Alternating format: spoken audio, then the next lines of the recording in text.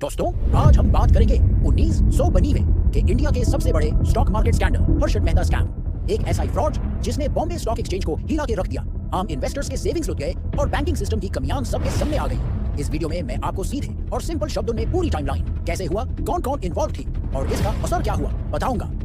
Late 19 से early 19 में हर्षद मेहता एक फेमस स्टॉक ब्रोकर बन चुके थे। लोग उन्हें बिग बुल कहते थे क्योंकि उन्होंने शेयर मार्केट को ऊपर ले जाने में बड़ा रोल प्ले किया।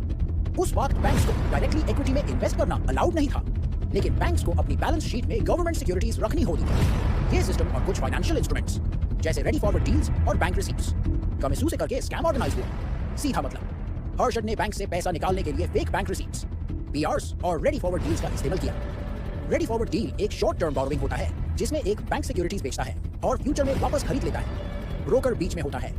मेहता ने छोटे बैंक से ऐसे बीआरस बनवाए जो कि असल में बैक्ड नहीं थे और फिर उन बीआरस को दूसरे बैंक्स को देके शॉर्ट टर्म लोन्स ले लिए। ये लोन्स उसने मार्केट में लगा दिए, शेयर्स खरीदे, कुछ स्टॉक्स का प्राइस आर्टिफिशियली बहुत बड़ा कर दिया, जैसे एसीसी, वीडियोकॉन, स्टरलाइट। जब प्राइसेस पीक पर थे, उन्होंने शेयर्स बेच दिए, प्रॉफिट पॉकेट और बैंक्स को थोड़ा वापस करके बाकी पैसा अपने पास रख लिया।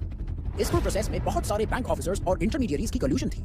ये स्कीम तब पकड़ी गई जब 23 अप्रैल 1992 को जर्नलिस्ट सुचेता दलाल ने टाइम्स ऑफ इंडिया में एक रिपोर्ट पब्लिश की और इलीगल बैंकिंग प्रैक्टिसेस एक्सपोज की। इसके बाद सीबीआई और रेगुलेटर्स ने इन्वेस्टिगेशन शुरू की और मार्केट से कॉन्फिडेंस चला गया। सेंसेक्स तेज गिर गया और लिक्विडिटी क्राइसिस आ गया। 1991 सेकंड हाफ, हर्षद को बिग बुल का टैग मिलना शुरू हुआ। उनके लार्ज परचेसेस से मार्केट ऊपर जा रहा था।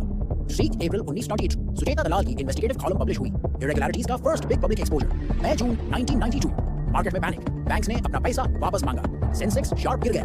9 नवंबर 1992, सीबीआई ने हर्षद मेहता और भाइयों को अरेस्ट किया on charges including forged share, transfer forms and misappropriation. 1993 to 1999, multiple civil and criminal cases, hundreds of suits by banks and investors.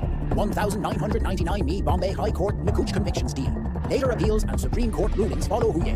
30 साल 1 दिसंबर 2001, हर्षद मेहता की डेथ, हार्ट अटैक, जेल के बाहर, लेकिन उनके केसेस चल रहे थे। इस स्कैम का असर बहुत बड़ा था। सेंसेक्स की वॉलेटिलिटी बहुत तेज बढ़ी, इन्वेस्टर्स को ह्यूज लॉसेस हुए और बैंक्स को भी थाउजेंड्स ऑफ करोड़ का नुकसान हुआ।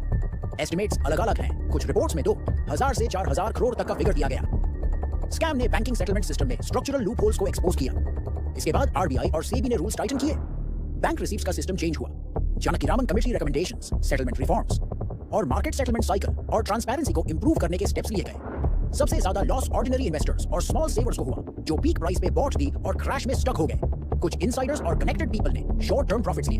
बाद में लीगल बैटल्स चले और बहुत सारे केसेस में कॉम्प्लेक्स सिविल रिकवरीज और एसेट अटैचमेंट्स हुए। हर्षद पर कई क्रिमिनल चार्जेस थे, लेकिन लीगल प्रोसेस लंबा और कॉम्प्लेक्स रहा। अगर आपको ये वीडियो इन्फॉर्मेटिव